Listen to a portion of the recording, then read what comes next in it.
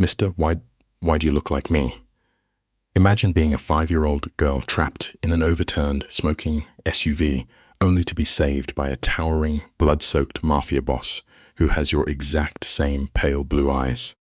Lorenzo thought he was just investigating a wreck found by a strapie. Instead, he found his stolen life. Find out how one stormy night on the highway forced the city's most dangerous man to trade his guns for a family. Picture this, guys. It is 11 p.m. Chicago's Interstate 94 is an absolute nightmare, drowning under a massive November storm. Rain is smashing the asphalt like machine gun fire, turning the pitch-black road into a giant mirror. You and I are going to unpack this whole mess together, so strap in. 3 heavy, armored black SUVs are tearing through the wind like ghosts. Inside the middle ride, pure, freezing silence, the kind of dead air you only get around guys who drop bodies for a living. Right there in the back seat, totally checked out, is our main guy. The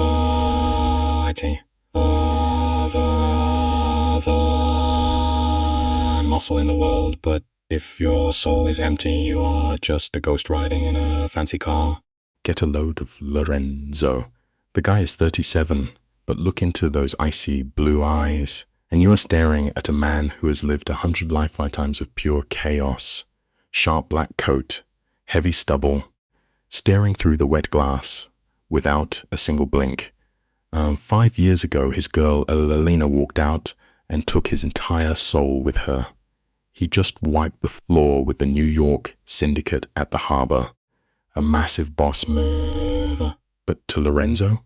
Just another hollow win. Sometimes holding on to a broken heart is the only way a guy remembers he is still breathing. While Lorenzo sits there completely numb. His right-hand enforcer, Dante Marino, is chilling up front, face lit up by a phone screen. Remember this, folks, victory means absolutely nothing if you have nobody left to share the spoils with.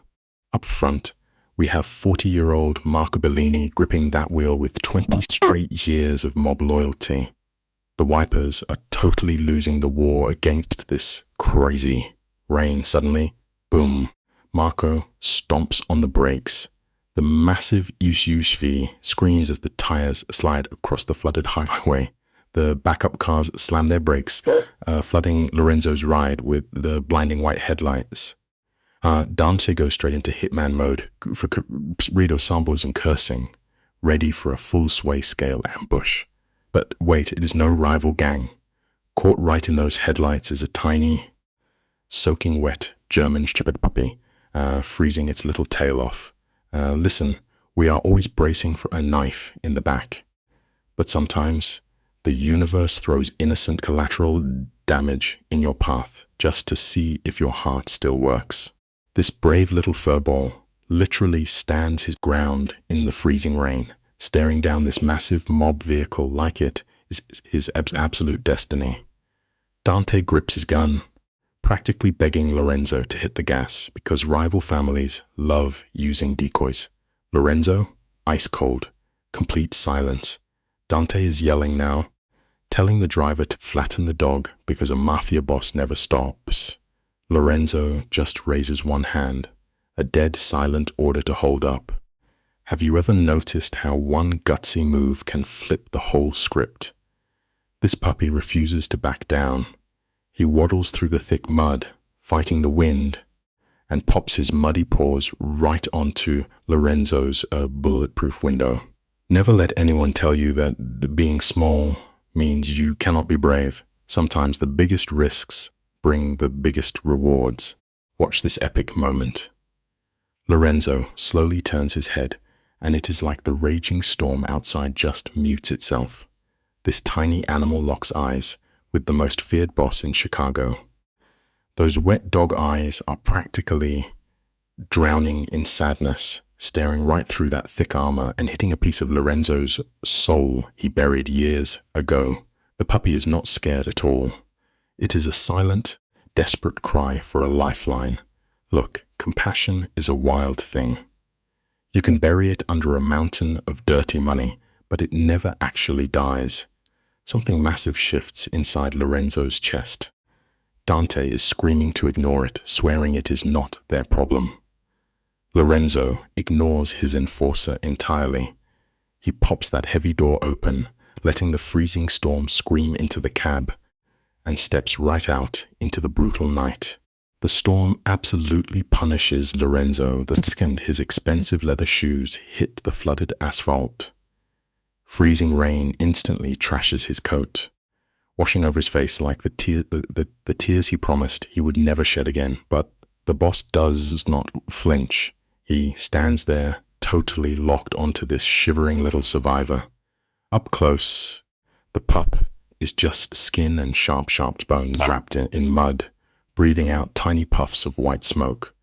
Honestly, it is usually when we are at rock bottom that we figure out who really has our back. Throwing all his pride out the window, the most lethal guy in the city drops down on one knee directly into a filthy puddle. This too tiny broken creature just waits there, knowing its savior has finally arrived. Sometimes you have to get your hands dirty to save a life. This is where it gets crazy. The dog refuses to just be rescued. He crawls through the sludge, bites onto Lorenzo's trousers, and starts pulling. He throws his tiny body weight into it, dragging the Don toward the pitch-black tree line that drops off into nowhere. Dante loses his mind. "Boss, get back in the car right now." His voice cuts right through the storm. Doors slam as 4 heavy hitters jump out of the backup SUV with guns drawn, sweeping the woods. Dante storms up, absolutely furious, swearing this is a classic rival family ambush. We build massive walls of security to protect ourselves, but real threats slip through the cracks. Paranoia might keep a mobster alive, but it also makes you totally blind to what is really going on right in front of you. Dante is convinced they are walking into a death trap. He warns Lorenzo that a sniper is probably waiting in those trees for the boss to stop. But Lorenzo is ice cold. He stays locked on the trembling puppy. The little guy is Jukes himself, whining, beating violent tugs. Those wet eyes are begging the mafia boss with an urgency that only Lorenzo gets. Moving nice and slow, the tall giant stands up. His coat is ruined, but his blue eyes are colder than the rain. "Marco," he says, his voice absolute zero, "you and 2 guys are coming with me." Marco steps up instantly. Dante tries to block them, begging to tag along. Life teaches us this hard lesson. Sometimes you just have to walk straight into the dark and follow the pain to uncover the real truth. "I do not trust this at all," Dante snaps. Lorenzo slowly turns, and the silence between them is heavier than the rain. "You stay right here," Lorenzo commands. "If this is a setup, I need my top guy watching our only out. Now catch this massive plot twist." For one split second, a dark shadow crosses Dante's face. Was it just annoyance or a sinister betrayal? It vanishes before anyone can read it. "Understood," Dante mutters. His back. The pup is already sprinting into the black woods. Marco hits his heavy tactical flashlight, carving a path through the trees while the guards tail them. The funny thing about deception is this: the loudest people warning you about the traps are usually the ones holding the wire. Always watch your back. Back on the highway, Dante stands like a statue, watching the storm swallow his boss. Then, looking incredibly sketchy, he reaches into his coat and pulls out a phone. "Stick with me here. Let's step into those deep woods together to see what goes down." The whole vibe changes instantly. The screaming wind dies, and the rain turns into a creepy whisper against the dead leaves. Tactical flashlights cut through the pitch black, hitting jagged roots. Lorenzo feels a brutal ache in his chest. It is not the fear of an ambush. It is that old, suffocating grief he thought he killed years ago. Just ahead, the dog slams the brakes edge of a massive drop-off. We all have that one ghost we refuse to name. And until life grasps us by the collar and forces us to look right at it. The terrified pup is frozen at the edge of the cliff, ears pinned flat, ribs shaking like crazy, making zero sound. It just stares down into a terrifying black void. Marco sweeps his flashlight to the edge, and boom! The beam hits a violently burned skid mark on an old service road. The steel guardrail is shredded like wet paper, jagged metal pointing straight down into hell. Lorenzo's heart starts hammering. Way down in that scorching darkness, the light catches crushed metal. Marco pans the beam down the steep hill, revealing pure nightmare fuel. A white SUV is flipped completely upside down, sinking into a mud grave 50 feet below. Guys, remember this important lesson. Sometimes the deepest, ugliest scars are hidden just off the main road, where nobody ever bothers to look. The heavy windshield is blown into a million jagged pieces, shining in the mud like rough diamonds. The driver door is ripped backward, hanging by one pathetic hinge. Thick gray smoke pours out of the crushed engine, hissing against the freezing rain. For a few brutal seconds, Lorenzo literally forgets how to breathe. The reality hits him like a freight train. Whoever is bleeding out in that trap has been stuck there for hours, fitting long enough for a helpless puppy to cliff, hit the highway shin, and stop a mafia boss in his tracks. Then, the dog lets out a sound that will haunt Lorenzo forever, not a bark. It is a shattering, human-like scream of absolute loss. Man, that hits hard. Grief is the one universal language that absolutely every living creature speaks fluently. Listen up, guys, because this scene is absolute madness. This tiny, beaten-up stray dog throws himself off a jagged cliff. They're sliding through freezing mud straight toward a smoking, overturned car. Marco is up top, screaming for his boss to wait, but Lorenzo? The man is already gone. He dives over the edge, totally ignoring gravity, tearing through the unforgiving dirt. Tree branches whip his face. A root shreds his coat, and he eats dirt hard, getting a mouthful of bitter rain and mud. But he does not even blink. He forces himself right back up.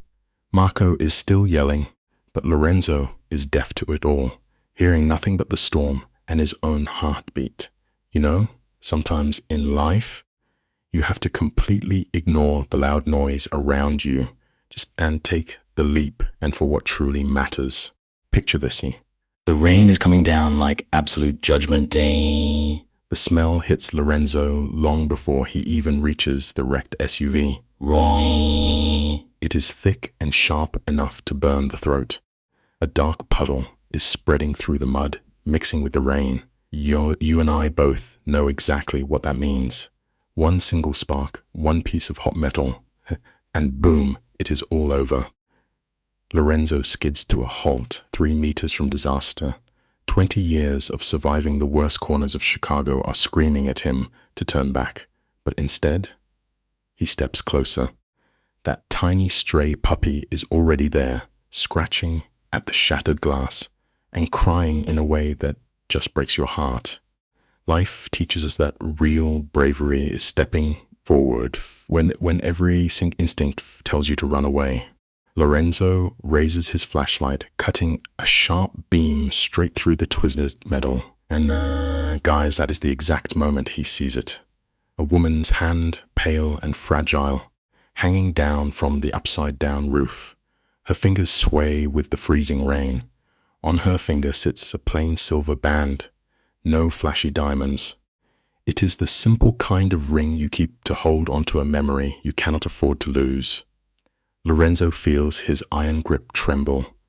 He held a hand exactly like that once, in a lifetime that feels centuries away. He forces himself forward, and slipping in the thick mud, and drops to his knees beside the shattered window. The entire cabin is a total nightmare of crushed seats.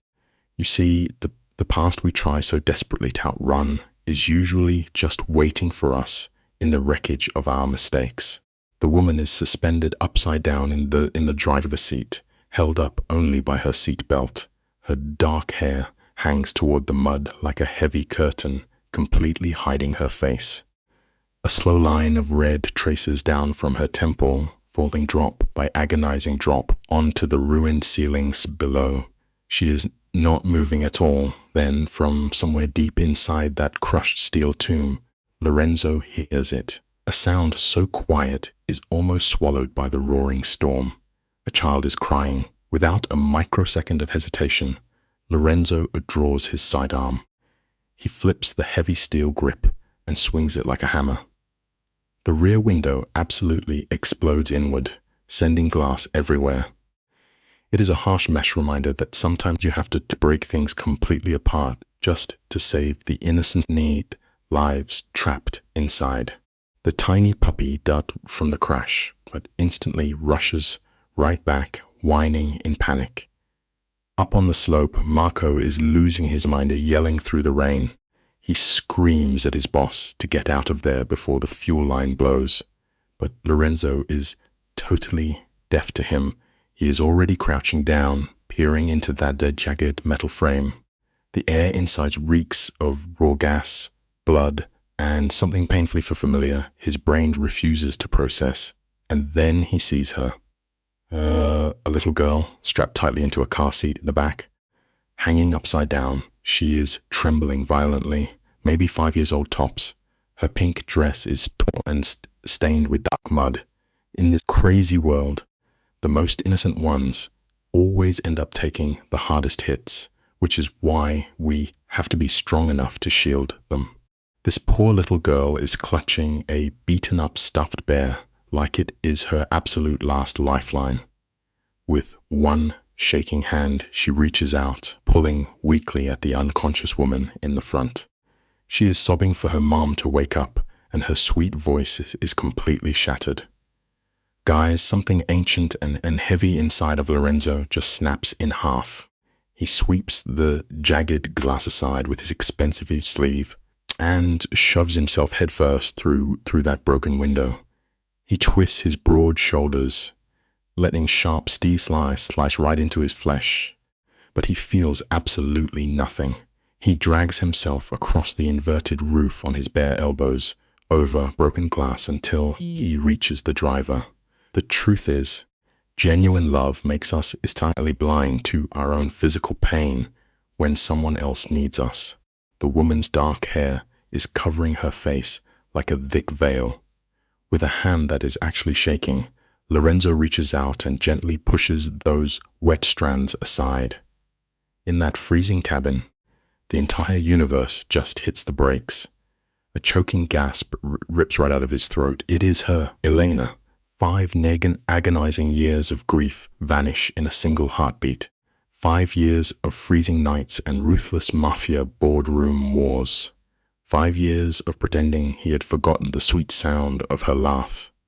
And here she is, bleeding out in a crushed metal box at the bottom of a muddy ravine. It is the exact same gentle face he mourned, with the same delicate freckles. It just goes to show that never actually heals our deepest wounds. It merely them until a storm washes all the dirt away. We spend our whole lives trying to outrun our history, only to find it waiting at the end of the road. There's the exact same lips Lorenzo kissed 1,000 times before his life fell apart. A drop of rain falls from his hair onto her pale cheek. Then another drop falls, and it is warm, though he would never admit it was the tear. For the first time in years, the most feared boss in Chicago totally loses his iron mask. Outside's Marco. Marco is screaming in panic that the engine block is about to blow. But Lorenzo is frozen solid. Then, a tiny voice broke out through the chaos. The little girl is staring at him through the crushed seats, her face smeared with mud and frozen in terror. Sometimes, the universe forces us to snap out of our shock exactly when someone innocent needs us to act. She clutches that dirty stuffed bear and asks him if he is going to help her mommy. In that exact fraction of a second, the cold heart of a ruthless mafia Don just stops. Looking back at him, framed by tear-soaked lashes, are two impossibly familiar eyes. They are ice blue, pale as his winter sky. They are his exact own eyes, staring those sources he never even knew existed. He actually chokes on his words, realizing the impossible truth. But there is absolutely zero time to process that massive twist. The engine starts shrieking like a boiling kettle, and the stench of gas is blinding him. Your ultimate redemption. And everything around you is preparing to go up in literal flames. Lorenzo forces his voice to be softer than it has ever been. He tells this sweet little girl to be brave for him while he gets her out. She nods, her tiny lip trembling as she hugs her bear. You know, true strength is never about how hard you can strike your enemies, but how incredibly gently you can hold on to what matters. Lorenzo grabs the jammed buckle, but the twisted harness will not budge. Whips out his folding knife with a sharp click. For once in his violent life, this blade is going to save a life instead of taking one. He slices the heavy strap, and she drops into his arms, feeling lighter than a feather, twisting his massive frame to shield her from the edges. He shoves himself backward out of the ruined window and back into the freezing storm. Marco is screaming as the massive SUV groans and shifts in the mud. He runs down, grabbing the little girl from his boss and holding her tight against his tactical armor.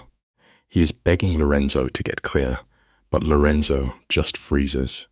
Guys, sometimes the craziest choices we make are the ones that prove we still have a soul. That brave little puppy is still trapped inside, barking desperately next to Elena. Lorenzo does not even blink. He drags himself right back into that ticking bomb of a car. Elena is pinned, the belt crushing her ribs against the twisted metal. He slides his blade between the tight fabric and her chest, starting the slow cut. It shows that leaving someone behind is easy, but staying in the extreme danger zone is what truly defines your character. We are diving right into the chaos attack. The first seatbelt snaps, but the second fights back hard against his blade. Then from under the hood comes this tiny, nasty little pop. That is the thing about life, right? The quietest whispers usually drop right before the biggest explosions. Marco is out there screaming in the mud as the last thread gives out. Elena collapses in Lorenzo, and he does not hesitate. He tosses her over his shoulder, grabs the shaking puppy, and throws himself out the window. He barely clears the metal before the whole ride goes absolutely boom. A massive wave of orange fire blasts his spines, or tossing them like rag dolls, or midair, pure instinct kicks in. Lorenzo wraps his entire body around Elena and the dog, eating the brutal impact as they slam into the freezing mud. When the spinning stops, Lorenzo is lying on top of her. His coat is literally smoking, and a brutal ringing drowns out the storm. His back is screaming in pain, but he refuses to budge until he feels the faint rise of her chest. One breath, then another. Alive. You see, real strength is not about how many guys you can knock out. It is about how much agony you will take for someone you love. Behind them, the wrecked car blazes like a bonfire.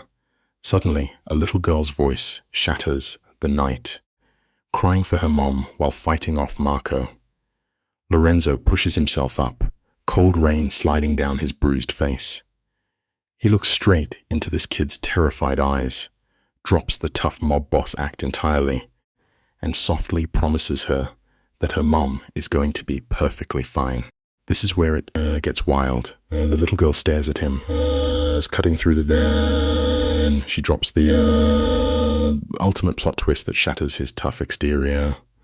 She asks, "Mr. Who are you? And why do you look exactly like me?" Boom, Lorenzo is too stunned to even breathe. It is a heavy reminder that the truth always finds a way to stare you right in the face.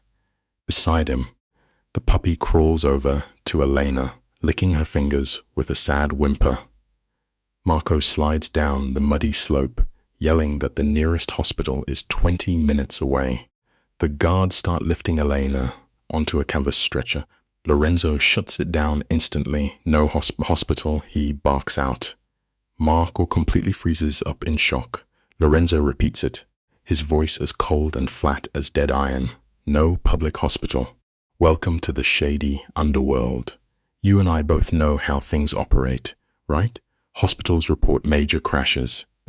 Paperwork is filed and names hit public ledgers for anyone to track. Lorenzo knows the drill. He pulls that shivering puppy tight against his coat. If some rival is hunting the woman in his arms, he needs her entirely off the grid. He barks the order to call their private doctor and get him to the estate right now. Up on the ridge, Dante is just standing there with his hands in his pockets. He watches the stretcher, the kid, and Lorenzo without saying a single word. The cold calculation in his Beshnisk stare is honestly deafening. The lesson here is simple. Silence is never actually empty. It is usually just packed with the brutal truths we are way too afraid to say out loud. Lorenzo marches past him, gravel crunching under his boots. Get in the car, he snaps. That 40-minute drive back to Lake Forest feels like an eternity. The storm chasing them down every mile. The Moretti estate sits hidden behind giant iron gates. Tonight, this luxurious mafia mansion just looks like a desperately neat bunker. The staff is lined up when the black SUVs pull in. Lorenzo carries the unconscious little girl himself, her tiny head resting on his shoulder. It is wild because sometimes the absolute heaviest things we carry in life are the things that physically weigh the least. Marco carries Elena inside her, breathing super shallow. Meanwhile, that brave little puppy sticks right to Lorenzo's heels, completely refusing to be left out in the cold. Dr. Hartwell rolls up at 1 a.m, soaking wet from the rain. This guy has patched up the dangerous Moretti family 20 years, so he knows the golden rule of the mob. Do the bloody work and never ask questions. He treats Elena right there on the velvet sofa. A tense half hour ticks by before he stands up and removes his glasses. A mild concussion, he whispers. 2 cracked ribs, but she's incredibly lucky. Honestly, we rarely appreciate the razor-thin margins of our survival until the danger has passed. Whoever pulled her from that wreck would have voiced more years. Asks. Tight. Scratches and shock. The doc replies. She just needs warmth, sleep, and her mom. Then he pauses and adds, she also keeps asking about a dog. Lorenzo looks down injured. That puppy is curled up at Elena's feet, resting his chin on her ankle. His eyes are shut, but his ears twitch with every breath she takes. He stays with them, Lorenzo orders. Just then, soft footsteps creak on the grand staircase. Lorenzo spins around. It is Isabella Moretti. She is rocking a black velvet robe, moving like the ruthless queen of a cold Mafia Empire. Back straight, chin-chin, calculating every single step. You see, true power never rushes for anyone. It simply waits for the rest of the world to bow down. Lorenzo, who on earth, she starts to say, but the words literally die in her throat. Her sharp gaze locks onto the injured woman passed out on the sofa, and every single drop of color instantly drains right out of her shocked face. Isabella's knuckles turn pure white on the banister. Her lips part, but she cannot speak. Her wide eyes shift to the armchair, locking onto the little girl sleeping with a teddy bear. Isabella grabs her chest, swaying on her feet like she took a bullet. Lorenzo thinks she might pass out. But he just watches her, ice cold, patient, reading every micro expression. He says, his voice dangerously low. Is there something you have not told me? Listen, the truth always leaves a shadow, no matter how deep you try to bury it. Isabella's eyes fill with tears.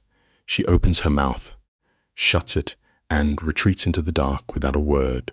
Across the foyer, Dante hides behind an archway with a burner phone. "It is me," he whispers. He has found her.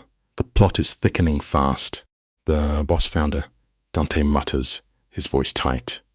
Fast forward a few hours, and little Sophia finally opens her eyes.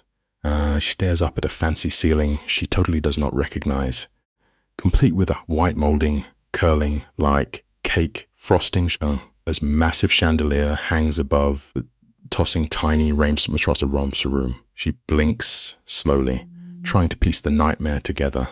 The heavy rain, the brutal crash, her mom refusing to wake up, and that strange mob boss who had eyes exactly like hers. She sits up too fast, wincing as her elbow stings. It is heartbreaking, but because a child's memory is fragile, often storing the exact trauma we pray they forget. She looks down, confused, realizing she is wearing a clean nightgown and resting in a massive bed bigger than her entire room back home. A shift at the foot of the mattress makes her gasp. Bandit, the survivor puppy, lifts his tired head. The second their eyes lock, his tail starts wagging, thumping against the duvet. "Bandit," Sophia whispers. She scrambles across the sheets and hugs his neck. He licks her cheek before pressing his warm forehead against hers.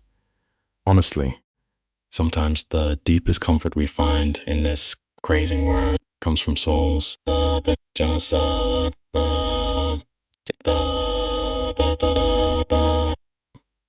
"Where is Mommy?" she whispers into his fur.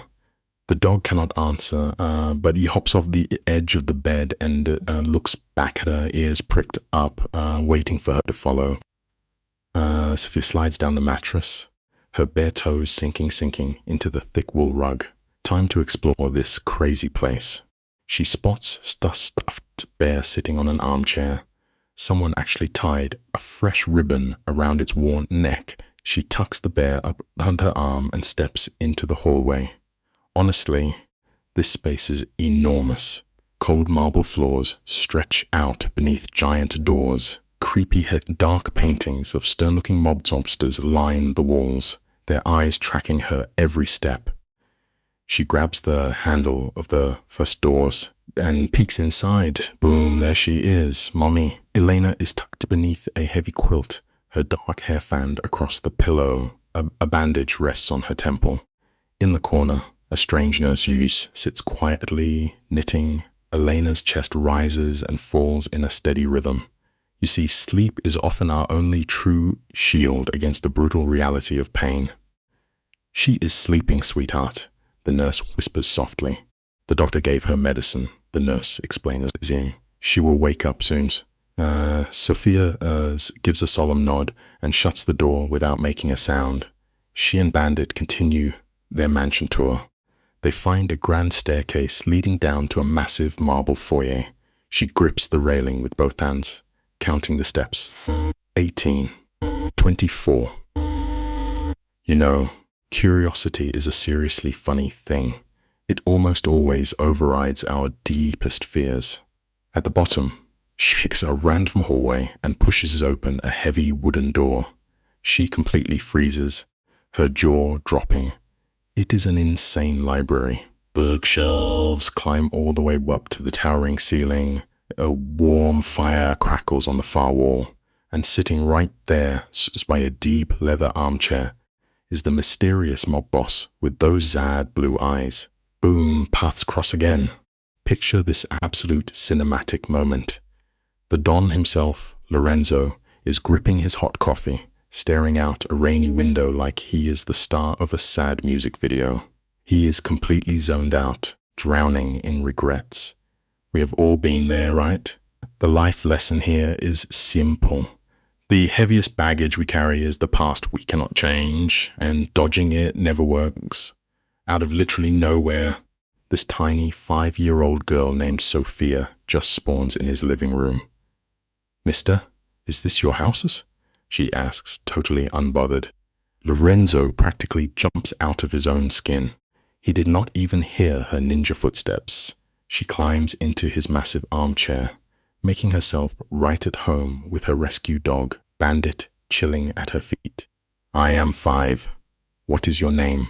She demands. He says his name is Lorenzo, and she just scrunches her nose. Listen to this absolute disrespect from a little kid. She straight ups the terrifying mafia boss his name is too hard to remember, and asks to call him Mr. Lowe. Lorenzo makes a sound he has not made in years. The man almost laughs. He tells her she can call him whatever she wants, but then the vibe instantly shifts.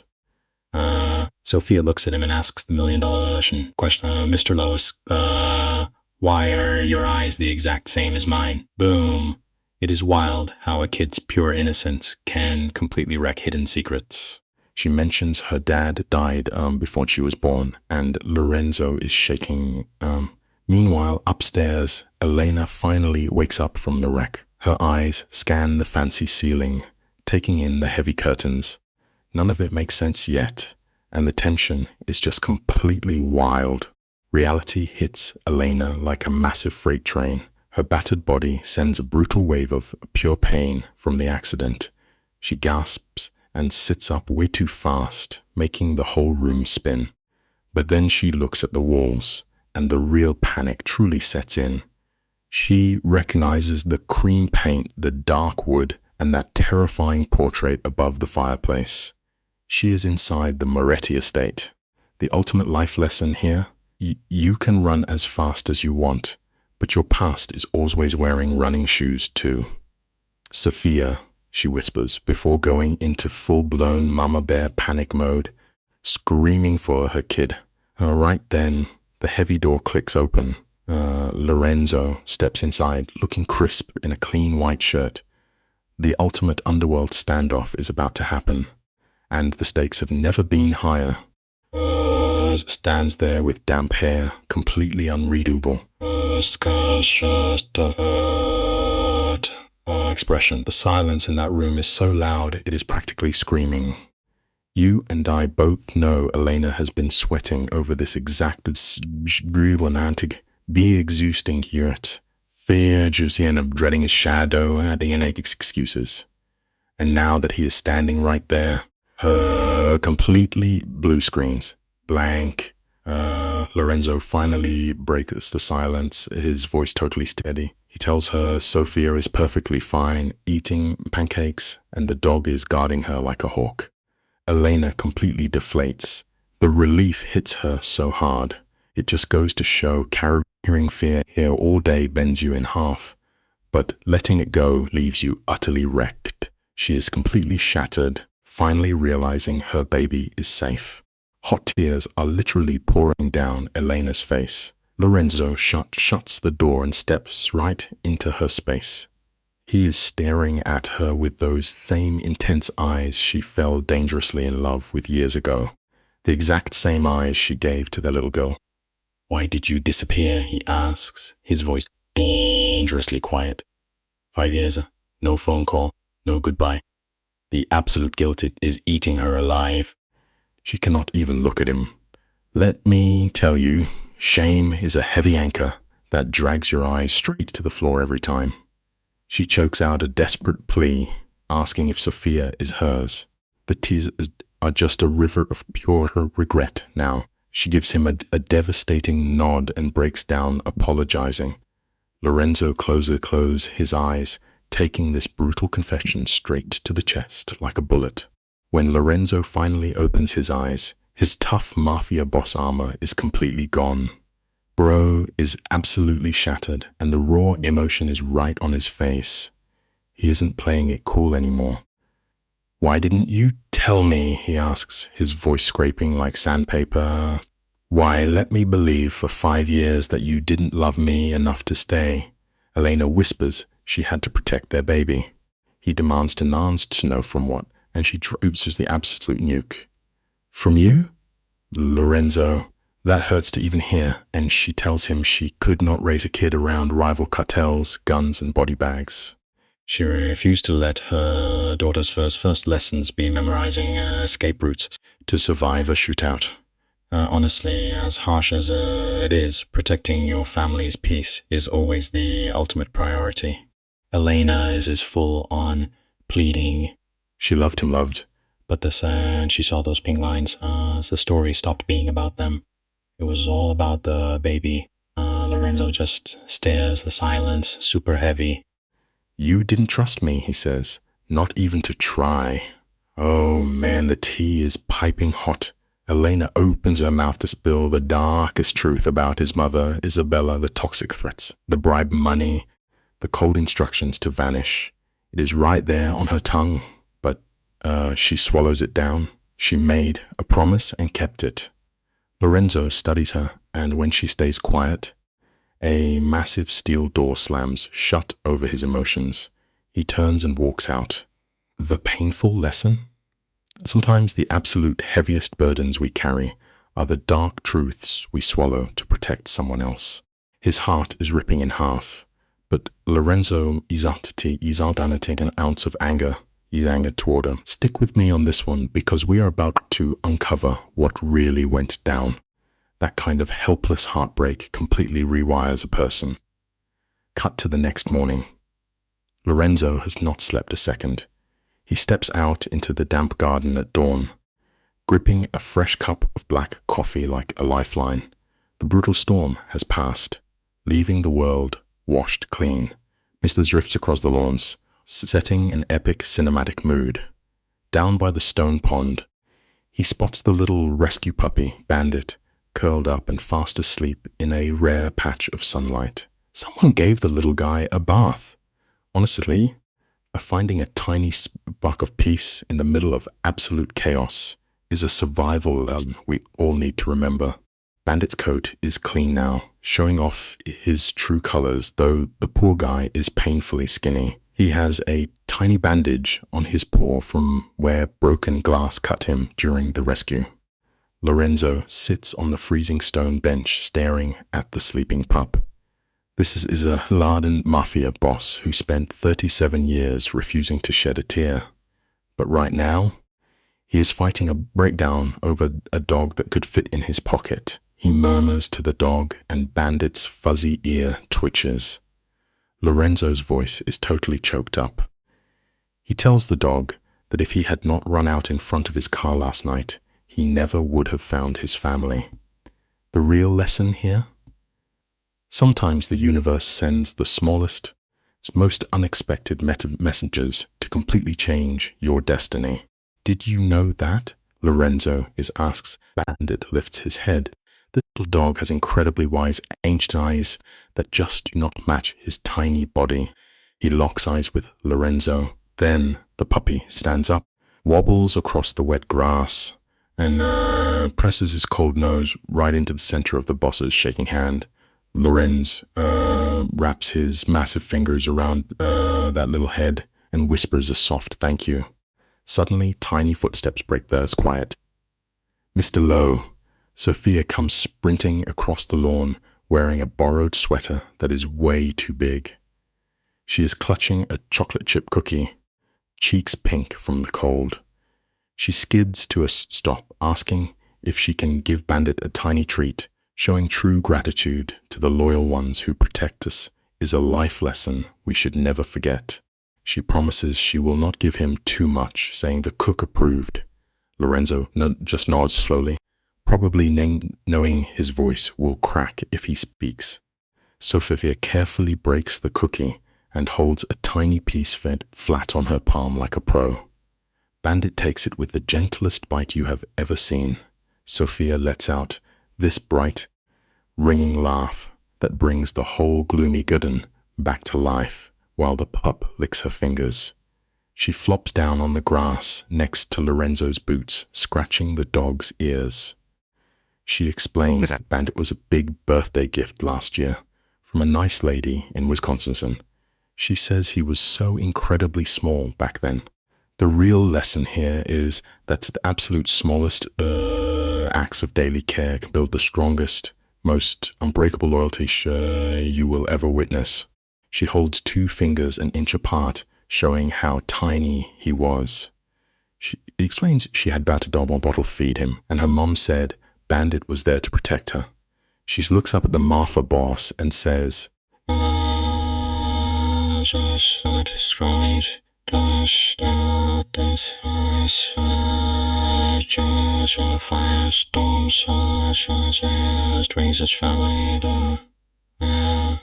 he says quietly. He's pretty good at his job. Later, Lorenzo stands best on the balcony, watching his daughter run around the rose bushes with the puppy. Bandit playfully pounces, getting her to shriek with pure joy. That dark, haunted mafia estate is finally filled with loud, bright laughter. Let's look at this together. Family is absolutely everything, and that is the ultimate truth. For the first time in literal years, the massive Moretti mansion did not feel like a completely hollow tomb. Enter footsteps, stomped up from behind. Enter Dante, the loyal right-hand man. He drops a garbage take and telling Lorenzo to be cautious because a woman and kid popping up during the brutal Veneti turf war is suspicious. Lorenzo does not even blink. He casually tells Dante to shut his mouth. The room temperature absolutely plummets. 4. Alright guys, picture this. The absolute iron-fisted matriarch of the family, Isabella, goes completely ghost. No breakfast, no afternoon coffee. She just locks herself away, letting her son think she is simply exhausted. But you and I are going to unpack this together because the truth is way darker. Guilt is literally eating her alive. Every single time she shuts her eyes, she sees that tiny girl hugging a one-eyed teddy bear. It is her own flesh and blood, and a grandchild who should have been calling her Nana for 5 entire years. Isabella basically robbed herself of her own family. It just goes to show the worst prisons are the ones we build for ourselves. By day 3 of this total misery, she finally drags herself out to her private rose garden. Those roses were a sacred gift from her late husband, guarded fiercely by Isabella, when no hired workers were allowed near them. She sits on her old winch under a white pergola, surrounded by dying autumn flowers. She does not cry, just sits frozen, letting the freezing wind hit her face like a punishment. Sometimes, sitting with your own bad choices is the coldest feeling in the world. Then, crunching gravel, Isabella turns. Boom. Little Sophia is right there, dragging her stuffed bear. She stares the terrifying matriarch down with huge eyes, wearing a tiny pink coat with mismatched. Hello, Sophia says, polite but absolutely fearless. Isabella basically stops breathing. She shocks out a soft hello back, and this brave kid takes a step closer. Sophia stops just a few feet away, tilting her head. She studies Isabella's miserable face with that brutal honesty you only get from a 5-year-old. Why do you keep looking at me and then crying? She asks.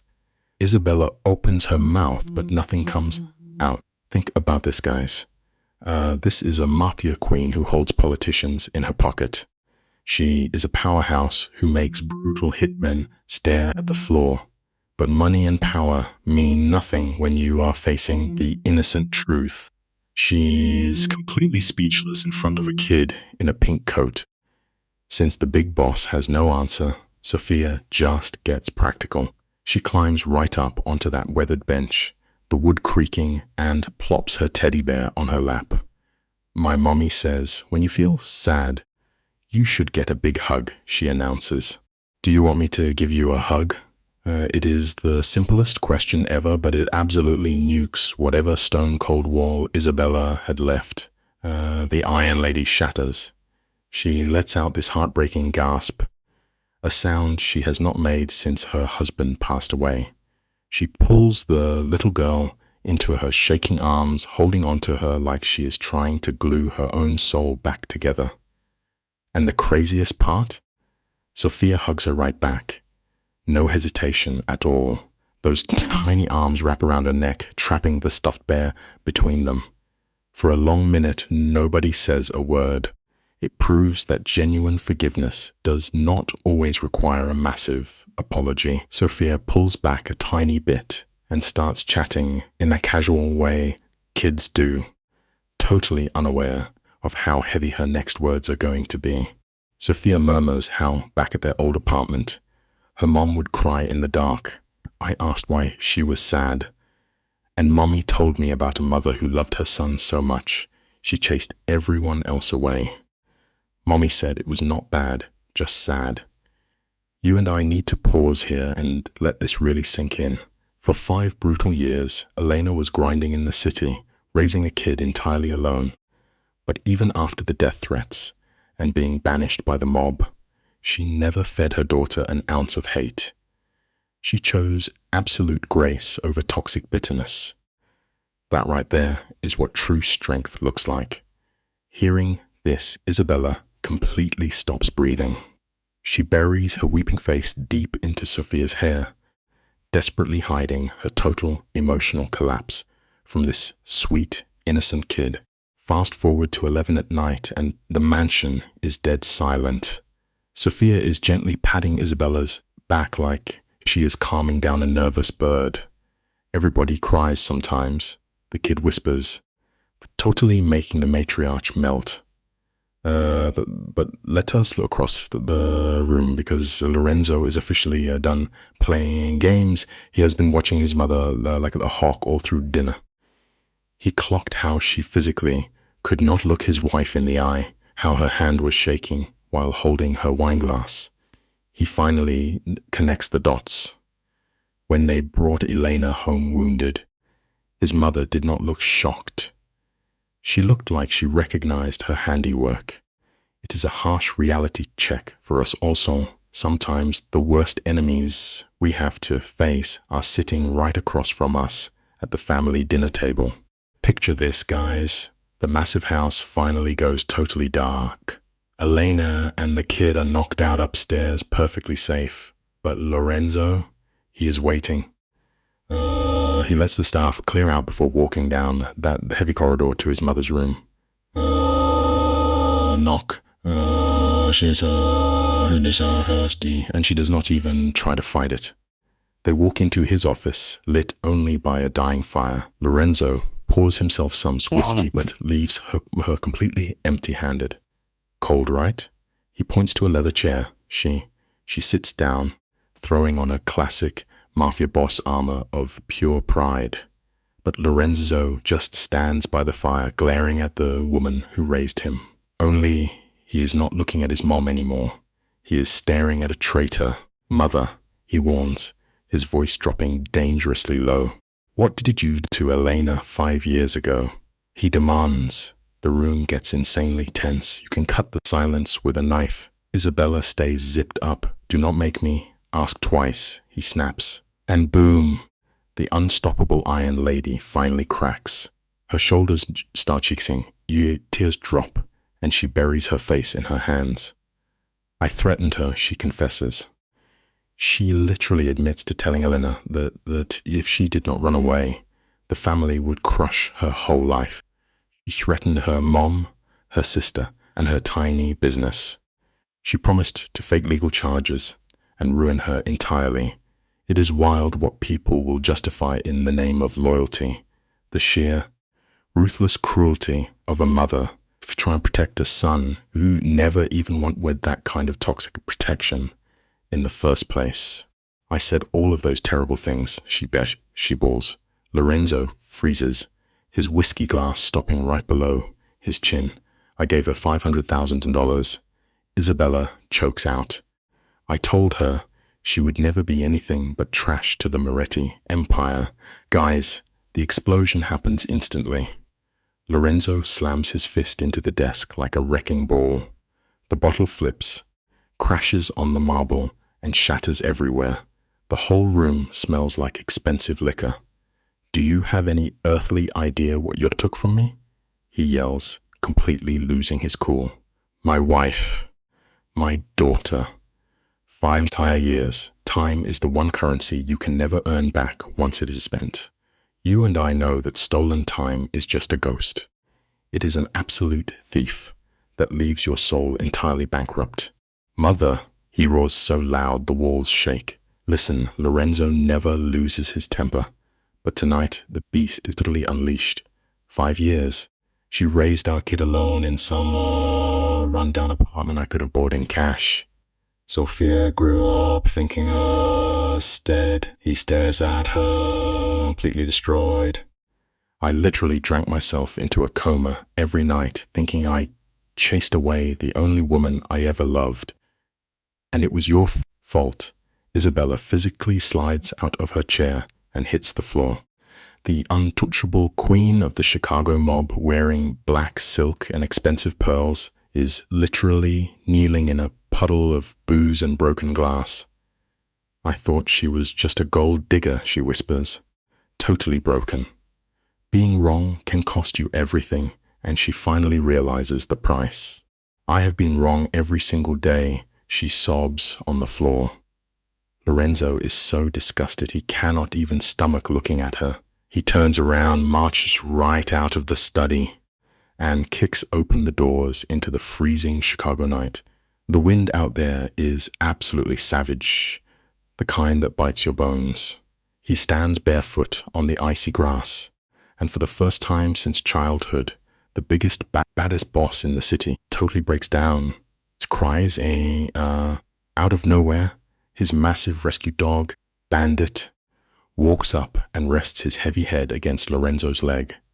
Animals always know when your spirit is crushed. But wait, we are not done.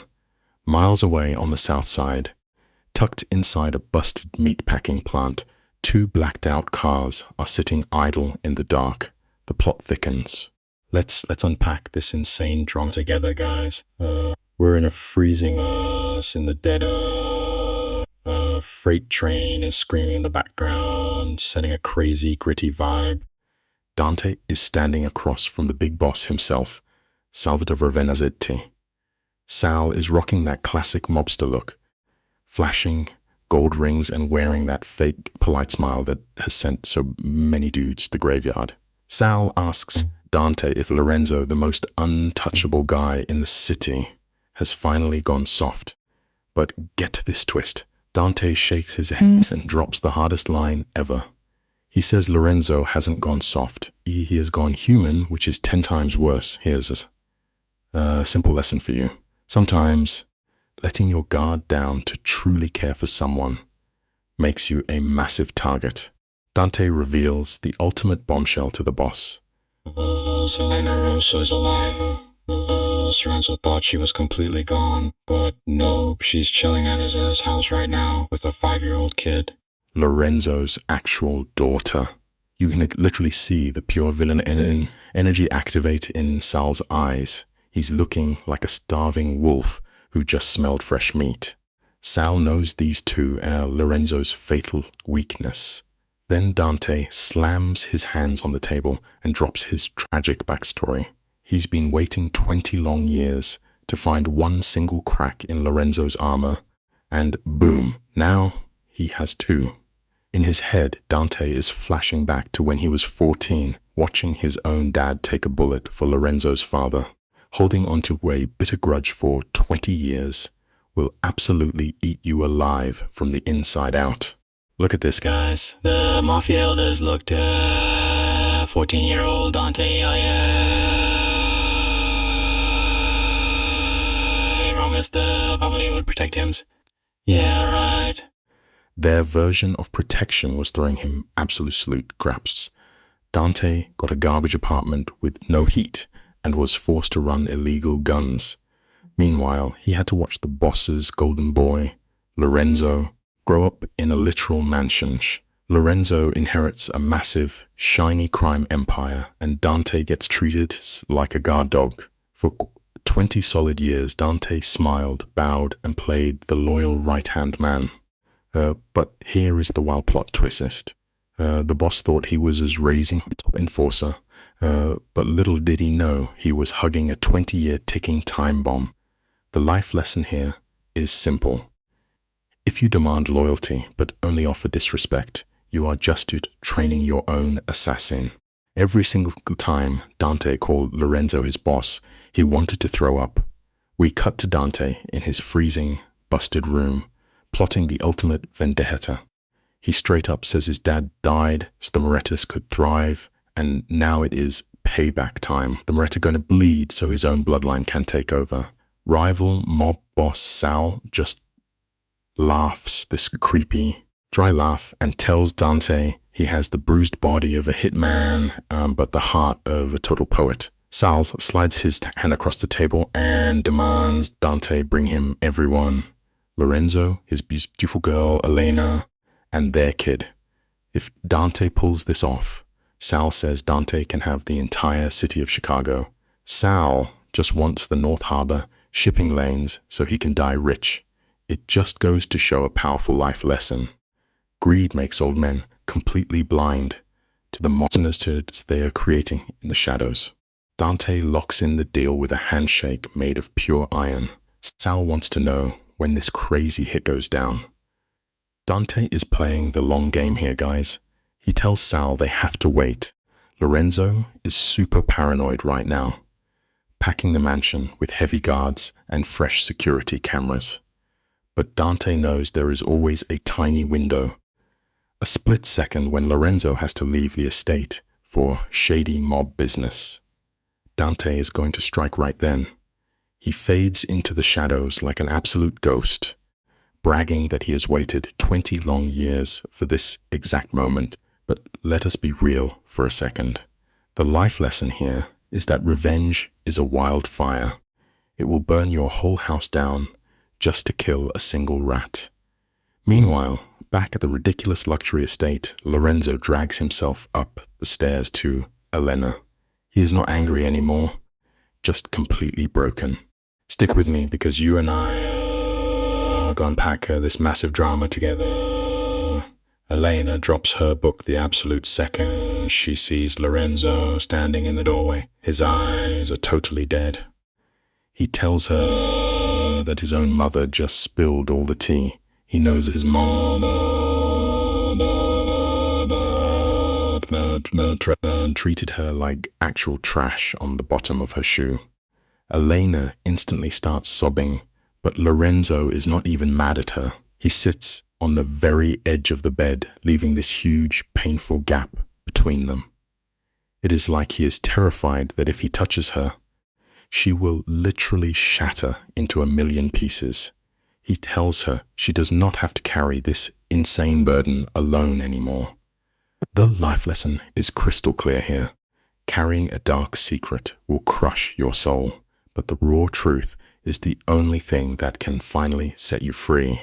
Elena completely breaks down crying. She admits she carried this toxic secret for 5 whole years because she promised Therese' crazy mother she would never talk. Lorenzo is totally heartbroken and asks why she would do that. She says she knew his mom genuinely loved him, and if Elena blew up the family, Lorenzo would end up hating her forever. This maximum emotional damage, guys. Lorenzo just stares at her. Slowly, he reaches out and grabs her hand. He realizes she raised their little girl all by herself in a tiny garbage apartment, carrying the weight of the entire world. Meanwhile, he was living in a massive marble mansion, getting totally wasted every single night just to cope with losing her. It teaches us a huge life lesson. True love is not always loud and flashy. Sometimes it is the brutal, silent sacrifices we make to protect the people we care about. This scene hits so hard. Lorenzo is whispering through his tears, realizes he missed everything. Elena taught their baby to speak and watched her take her first steps without him. The grief Elena bottled up for 5 years just explodes. She tells him she never stopped loving him. She was just terrified that coming back would get their daughter flat out permanently cancelled by the mob. Lorenzo cannot handle the distance anymore. He pulls her right into his chest, and she just collapses into his arms. They sit in total silence for an hour. Finally, he takes her hand and leads her out onto the huge freezing balcony. looking over Lake Michigan. He is ready to change. The life lesson in this moment is massive.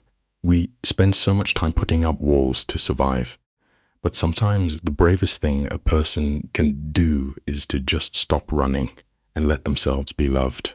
The drama is peaking right here on massive full moon. Lorenzo holds her hand tight and drops the biggest bombshell ever. He tells her he is straight up quitting the family business. He is totally drained from years of running the underway out. Promises clean, leaving the mafia Is basically a death sentence. He admits that the second he held his daughter, his inner ruthless mob boss completely died. Elena warns him that kingpins do not just retire to a beach somewhere. They do not get to just walk away clean, but the first time in his violently hollow life, he actually wants to survive. It is a crazy realization. The life lesson here is that real love completely changes a man. It rips away all the heavy armor we thought we needed to survive, leaving us totally exposed, but finally and truly awake to what matters. Lorenzo refuses to back down. He holds her face with hands that have done some seriously dark mafia stuff, swearing he is not giving up this second chance for anyone. When they finally kiss, 5 agonizing years of survival mode just melt away. But wait, check out who is watching. Their little girl, Sophia, and her tiny rescue puppy Bandit are hiding behind a plant, totally spying on them. Sophia is giggling, and the dog is wagging his tail. It is super cute, but we're about to uncover what really went down, because peace never lasts in the mob. The very next morning, absolute chaos erupts. Bandit starts barking his tiny head off, and it is a completely vicious, frantic sound. Lorenzo is only half dressed when the violent noise wakes him up. The life lesson is harsh but true. The moment you finally find peace is usually when the real danger strikes. Lorenzo rushes out, and this tiny puppy is standing at the front gate like an absolute tank. Bandit has all 4 paws planted in the gravel, growling like a beast at an empty driveway. Inside, little Sophia is watching in her pink slippers while Elena pulls her back to safety. Lorenzo bolts down to the underground security room. Marco, the tech guy, pauses the overnight footage. At 3:37 in the morning, a massive hooded figure was literally walking their wall. Vanished into the trees. Lorenzo feels his blood freeze over. This was a totally calculated recon mission. The life lesson we can all take from this nightmare is scary. True danger does not always announce itself by kicking down your front door. More often than not, it just quietly studies your weaknesses and waits for you in the dark. Lorenzo is stressing hard and orders Marco to scrub back through the older security footage. Sure enough, there are 2 more sightings on completely different nights. Someone is slowly and perfectly mapping out the entire property. Marco says this ghost is counting the guard shifts and finding every single blinded spot. This is obviously a top-tier, lethal freelancer hired by a rival family. Lorenzo goes into full panic. He doubles the armed patrols and puts 2 shooters in the upstairs hallway to protect Elena and Sophia. By the time Lorenzo gets back outside, the tiny puppy has finally stopped going crazy, but the paranoia is already locked in. Here is a brutal life lesson for anyone trying to defend their territory. Building giant, expensive walls will only keep out the enemies you can actually see come, not the ones already inside. Little Bandit, the puppy, is still locked onto the empty driveway. His tiny ears are pinned back. The brilliant done a threat that even the $1 million cameras have completely missed. Lorenzo just crouches down and tells him he is a good boy. Bandit thumps his tail but refuses to break his guard. As the day goes on, Everyone in the mansion is awkwardly pretending they are not waiting for a massive hit squad to show up. Sophia forces Lorenzo to read her a story in the library. Out on the sunny terrace, Elena is awkwardly having tea with Lorenzo's toxic mother, Isabella. The old lady's hands are shaking with regret for destroying their family 5 years ago. Lorenzo watches from afar. It brings up a really heavy life lesson. Deep guilt is an agonizing weight to carry, and true forgiveness is a massive raging river that can take an entire lifetime to cross safely. Let's look at this piece by piece, shall we? Lorenzo is carrying Sophia through the huge marble lobby when the real villain finally enters the chat. Dante strolls through the side door acting totally casual, but Bandit the puppy instantly freezes. The dog unleashes this low, demonic growl at the fake best friend. Sophia tells the dog to chill, but Bandit is not having it.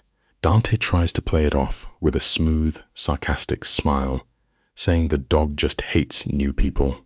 But as Dante steps closer, Bandit literally shields the little girl and bares his fangs. Lorenzo watches this entire interaction like a hawk. He does not say a single word, but he tightens his grip on his daughter. The life is absolute gold. You should always trust the pure instincts of animals and children. They can easily spot the wolves we stupidly invite inside. Okay, picture this.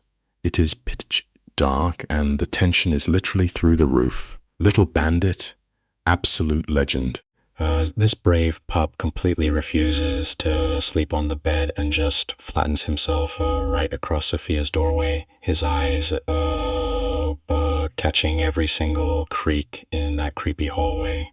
Elena is terrified, asking Lorenzo if the dog senses something. Lorenzo looks like he is carrying the weight of the entire world, right? He promises to double the guards and numbers and uteruses. Then he drops down and tells this tiny dog he is a better bodyguard than any hired muscle. You and I are going to unpack this story together, but let me tell you the first lesson here. Loyalty is not a transaction. You cannot buy devotion with a paycheck. You only earn it through real love. The pup wags his tail just once, totally locked in on the dark hallway. Fast forward to 4:15 the next afternoon, and boom, the illusion of safety gets totally obliterated. Marco has been grinding for 2 straight days, ripping through the security logs, and he finally spots the crack. Deep in the records, there is one sneaky outbound call from the East Wing study. Dialing a ghost number not even on the family radar, he runs it, and it traces straight to a shady shell company. This right here is absolute madness, guys. 'Cause here is a hard lesson for everyone watching. The absolute worst betrayals never come from your enemies. The knife in your back is almost always held by someone sitting right there at your own dinner table, eating your food. So get this, that shell company ties directly to the big boss himself, Salvatore Vanzetti. And that specific phone, it belongs to Dante Marino Dante, the right-hand man. Marco is literally freezing in pure panic. He grabs the radio, practically screaming for Lorenzo, who is cruising back from downtown. Marco begs him to get back instantly. Dropping the ultimate plot twist, it is, "Dun has always been dun." The line just goes dead. Lorenzo slams the gas, pushing that massive SUV past 70, his knuckles totally white on the steering wheel. He is reeling, and honestly, it is a brutal life lesson we all have to swallow. The deepest, most fatal wounds do not come from the rivals we see coming. They come straight from the brothers we blindly chose to trust. Lorenzo is frantically dialing the house, the gate, Marco, but he is getting absolutely nothing. Zero response. When his heavy SUV finally rips into the driveway, it is an absolute nightmare scenario. The main gates are just hanging wide open. He bails out of the car before it even stops moving. Inside, Total chaos. A flipped chair, a smashed vase, and just lying there on the freezing marble is one little pink slipper. Sophia's slipper. Two of his top guards are totally slumped over, knocked cold by professional tranquilizers. Lorenzo just loses his mind, roaring Elena's name so loud it shakes the walls. Stick with me, because this teaches us something terrifying about life. In one single second, everything you hold dear can be snatched away in pure silence. He goes full frantic mode, sprinting through the mansion like a madman. The library, empty. The dining room doors are swinging in the wind. The kitchen has a cold cup of tea just sitting there. Everyone is gone. He crashes back into the foyer, totally paralyzed. When he hears this tiny, heartbreaking whimper, he drops to the hard stone, and there is little Bandit. The pup is covered in blood. His back leg completely shattered. Some absolute monster kicked him out of the way. Second thought, just utterly ruthless. And this brings us to a really heavy truth about human nature. You can tell about a person's character by treat those who cannot fight back. True cowards are the ones who show zero to the absolute most vulnerable. But wait, it gets even crazier, even broken.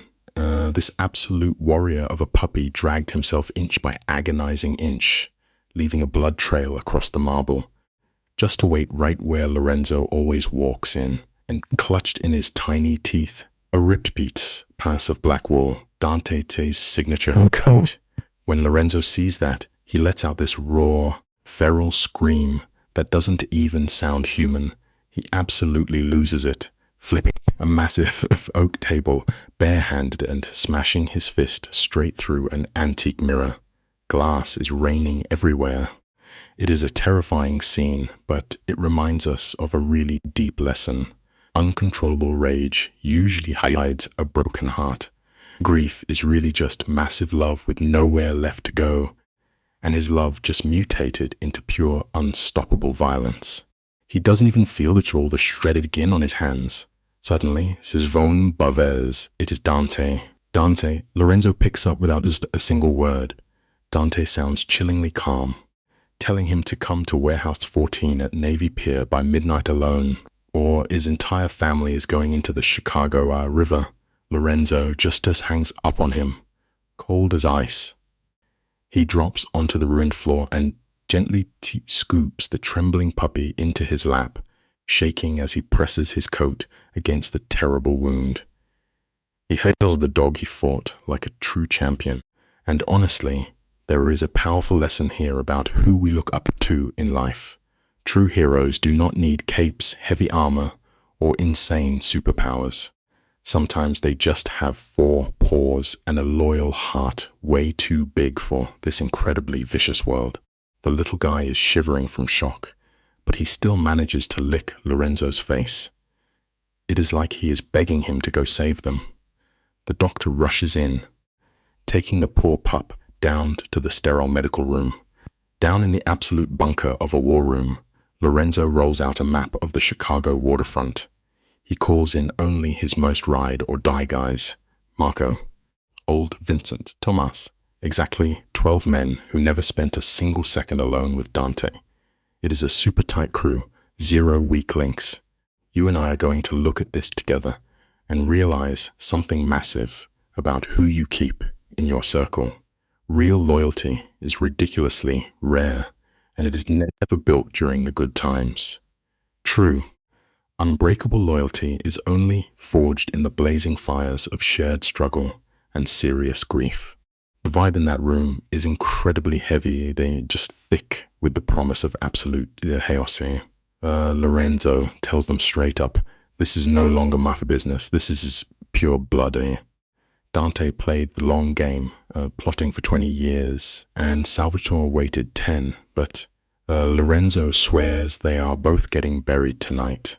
He points to Warehouse 14th and says he is going in exactly as, but he won't walk out completely alone. Zuck's ghosts around by 11. including roof snipers. It is a masterful flex, and the major life lesson here is crystal clear. Sometimes in life, you cannot bring your army with you. You have to step straight into the darkest, most terrifying room, completely alone, just to protect the light of the people you love. He breaks them into 3 stealth teams, fully geared up for the rain. He orders absolute radio silence, just hand signals in the pitch dark. The trigger, the second his coat slips off his shoulders. It is green light, open season. He stares every single man down, warning them that if anyone jumps the gun, his family dies. After they scatter, Lorenzo heads upstairs for one final check on the dog. Bandit is heavily bandaged, totally looped on meds. But the second the door opens, the little legend tries to stand up to fight. Lorenzo gently pushes him back down. It breaks your heart, but it teaches an incredible lesson about attachment. True love is not always about holding on. Sometimes real love means forcing the ones you care about to stay safely behind. The tiny dog lets out this heartbreaking little whine and just collapses completely out of gas. Lorenzo leans his forehead against the pup, whispering that he knows the brave boy wants to ride along. But it is time for the boss to finish the job. When Lorenzo leaves, that dog howls down the empty hallway, and it just hits you right in the chest. Meanwhile, miles away in some gross, damp warehouse, the situation is looking incredibly bleak. Elena is tied up on the concrete, and Isabella is strapped to a chair, totally refusing to look scared. Little Sophia is just clinging to her mom. It is pure nightmare fuel, and sadly, it is a brutal life lesson we see every day. The innocent almost always end up paying the heavy toll for the dark sins of the older generation. Then Salvatore struts into the room, totally smug, acting like he already hit the jackpot. He tries to taunt Isabella about getting older, but she is an absolute queen. She doesn't even blink. She straight up tells him she has faced way worse men and put them all 6 feet under. Boom. Salvatore's smile drops instantly. Over by the rusted iron door, Dante is just standing there like a total statue, completely refusing to look at the women. He is just staring into the dark, waiting for Lorenzo to show up. Elena gently leans her bruised face into little Sophia's hair and whispers that Daddy is coming, Misha. We are nearing the end, so take this final lesson with you today. No matter how incredibly pitch black the room gets, never lose hope. It is the only real light we have left. Meanwhile, little Sophia is being an absolute trooper. She gives a fierce little nod, her bright blue eyes shining with total confidence as she whispers to her mom in the shadows. Cut to almost midnight, and Lorenzo's slick black sedan rolls up to the massive gates of the warehouse. It's pouring down rain, giving us that perfect dramatic, cinematic moment. For a split second, the cold weather drags him back to his lowest point at 26, but he completely shakes it off. Tonight is the night he takes his entire life back, and get this, he walks straight through those huge doors completely unarmed. He doesn't even have a single weapon on him, walking straight into absolute danger with empty hands, just to protect the people you love is the wildest flex of true courage you'll ever see. Inside this massive warehouse, the scene is incredibly tense. Under the blinding glare of industrial lights, Salvatore is standing dead center, surrounded by 30 heavily armed goons. Dante is creeping right behind him, like a dark shadow. Over against the wall are the 3 hostages, beaten up, but still alive. Lorenzo locks eyes with his little girl for one painful second. You can tell his heart is breaking, but he shoves all that emotion down deep and goes full ice-cold mode. Dante yells out, mocking him for actually showing up alone. But our guy, Lorenzo, doesn't even slow down. He just calmly states that he kept his promise. Dante immediately pulls his gun out. You have to face your darkest past head-on if you ever want to finally move forward, and Lorenzo is doing exactly that. Dante starts talking massive trash right to Lorenzo's face. He sneers that 5 years ago, Lorenzo would have wiped out the whole room by himself, but now he's weak because he cares about a family. The just stands there, soaking wet, and he tells her that he wasted 20 years feeding a toxic grudge while was wasted 5 years mourning a woman he should have fought to keep. They were both massive idiots, but tonight Lorenzo is done playing the fool. A tiny bit of guilt flashes across Dante's face before he gets angry and raises his gun. But Lorenzo, he just grabs heavy collar and lets his coat fall to the floor. When talking gets you absolutely nowhere, taking bold action isn't the only true way to handle your business. Guys, stick with me here, because this is where all hell breaks loose. 3 insane things happen in literally 1 millisecond. Boom. A red laser dots the chest of Sal's top goon, and he drops instantly. Flash. The hidden sniper up in the rafters gets completely wiped out. Then Marco and his elite strike team crash through the side doors like absolute legends. 12 of Delhi guys moving in pure silence with their rifles blazing. The whole warehouse turns into massive chaos. Concrete dust is flying everywhere and bullets are bouncing off steel crates. But instead of fighting back like a real boss, Salvatore proves he's absolute garbage. He turns his guns directly at the tied-up women. You always find out exactly how evil someone really is when their back is pushed against the wall. Over the intense gunfire, little Sophia lets out a terrifying scream. Elena doesn't even hesitate. She throws her body over her kid to protect her. But here's the craziest plot twist. Lorenzo's mom, Isabella, has been secretly grinding her tied wrists against a sharp chair for an hour. Right at that exact second, the bloody ropes snap. This 64-year-old lady rips her hands free and literally dives across the floor faster than lightning. She shields Elena and Sophia right as that coward, Salvatore, pulls the trigger. 2 massive gunshots. Isabella takes 2 huge hits straight to the chest, but she just longs arms tighter around her family as she hits the ground. A true mother will gladly pay the ultimate heavy price to ensure her family stays completely safe. Lorenzo's lets out this absolutely god-wrenching. It's pure, raw agony. He snaps his pistol up and fires 3 flawless shots, hitting Salvatore dead center. The mafia boss is literally a Corpse before he even hits the wet concrete floor. Instantly drops into his creepy, suffocating silence. Dante realizes he's totally cooked and bolts into the smokes, but Marco steps out with a rifle and blocks his escape. Not today, buddy. Meanwhile, Lorenzo shoots across the walls and slides onto his knees. His hands are shaking like crazy as he scoops his bleeding mother up off the freezing floor. Seeing the absolute strongest guy break down like this is brutal. You really don't understand how much your loved ones mean until you're the one holding them.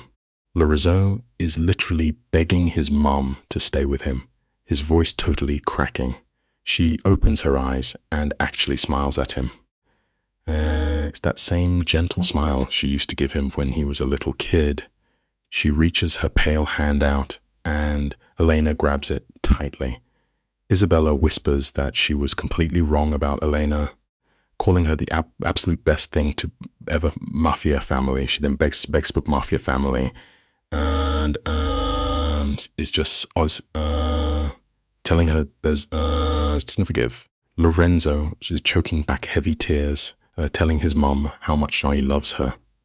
Her final wish is for him to leave this dark life and build a real family. Holding on to toxic anger is totally useless, guys. Offering true forgiveness is the absolute only way to find when the end comes. Isabella tells them to stop letting her past mistakes ruin their lives. She looks down at little Sophia, who is absolutely terrified. With the last bit of her strength, Isabella touches Sophia's cheek. She tells her to be brave, be kind, and be everything she was too scared to be herself. Sophia buries her face in her grandmother's hand right as the old woman passes away. The warehouse goes completely still. Lorenzo, this hardcore boss who hasn't cried a single tear in 30 years, just collapses onto his mom's shoulder and starts openly weeping right in front of his armed men. He doesn't care who sees it anymore. Crying those heavy tears and feeling that soul-crushing grief is just the ultimate proof that you truly loved someone with all your heart. You and I are going to look at this next part together. The warehouse is totally silent for a minute. Then Marco walks out of the smoke, shoving his rifle hard into Dante's back. Dante is tied up with zip ties from bleeding, getting hit in the head, and Marco forces this massive traitor right to his knees near Isabella's body. Lorenzo stands up so slowly, it's actually terrifying. He towers over the guy who used to be his absolute best friend in the world. But Dante isn't even sorry. His face twists into pure spite, and he screams that his own dad died for the Lorenzo family, bleeding out on a floor just like this one. He's entirely consumed by his twisted need for payback. The harsh reality is that the terrible seeds our parents plant can easily grow into our own toxic problems. Dante starts crying, yelling about how he only got pity while Lorenzo was handed the entire Mafia Empire. Lorenzo drops the coldest reality check. He says Dante's dad sacrificed himself out of honor, but Dante twisted that noble gift into pure venom. That toxic baggage belongs to Dante alone. Dante closes his eyes, fully expecting Lorenzo to blow his brains out right there. But the execution never happens. Lorenzo simply turns his back. He tells Marco to call Detective Reyes and hand over Salvador's body, the hitman, and Dante on a silver platter. He lets the cops take the credit while leaving his old friend to rot in a jail cell. You and I both know that breaking a cycle of violence takes insane strength, and walking away from revenge is the ultimate boss move. Lorenzo stood over Dante, his voice dropping to a terrifying growl. "You wanted my life," he told him. "Now you get to sit in a cell and feel what true emptiness is." Dante tried to speak, but a fragile voice sliced right through that violent air. "Daddy." Lorenzo completely froze. Little Sophia stood by the warehouse doors, shaking in the cold rain. Tears poured down her face as she reached out, sobbing for her dead dad. She had never called him that before. Right then, every ounce of Lorenzo's dark need for payback evaporated. He flew across the room, hit his knees, and pulled his crying girl and Elena into a fierce embrace. We always think getting even makes us tough, but honestly, real strength is dropping the anger to protect the people who actually need you. You and I both know that walking away from a dark past is never easy. That night, a brutal Ghostagon washed over them like a rough baptism. But let us jump ahead 6 months. Spring had finally chased the cold out of Lake Forest. The towering iron gates of the Moretti family, locked up tight for 2 violent generations, were now swinging totally wide open. Lorenzo was completely done being a boss who solved problems with a weapon. In the quiet days that followed, he did something unthinkable. He stood in front of dangerous men who used to fear him, and he offered them a clean exit. If they wanted to leave the streets, he promised to help them start over with an honest life. It shows that anyone can change their legacy if they are brave enough. Because of that night, Lorenzo tore his own empire down. The goons were told to pack up and vanish, dropping the Moretti name for good. The crazy part? Most actually went legit. Those legendary Mafia gun vaults were emptied out into boring archives. The fake shipping front room became actual legal companies. Lorenzo buried the dirty mob money so deep under corporate tricks that nobody would ever find it. Sure, he lost millions of dollars and a ton of street cred to buy this piece, but he never blinked. Real power is knowing when to put the guns down for your family. The scary Mafia estate completely flipped. It is full of life now. Little Sophia sprints across the grass in a yellow dress, screaming with pure joy while a massive German shepherd chases her around the lawn. That loyal dog, Bandit, is an absolute unit now. He is pure muscle, coat shining, and that nasty limp from his old injuries is totally gone. He slides to a stop to let Sophia catch her breath, always checking his six to make sure his tiny human is safe. But let us pan over to the rose garden, because this is where it hits deep. Elena is kneeling in the dirt. Before Isabella passed away, the old matriarch was obsessed with breeding this super rare yellow rose. They found her handwritten notes locked in her desk. Instead of holding a grudge, Elena picked up the project. True healing means watering the good things people leave behind. Today, she is kept planting those exact yellow beige right at the base of Isabella's pristine white marble headstone. Fast forward, and we are looking at a cool stone grave for the late Moretti matriarch. The engraving actually says she was a mother who learned the true meaning of love in her final moments.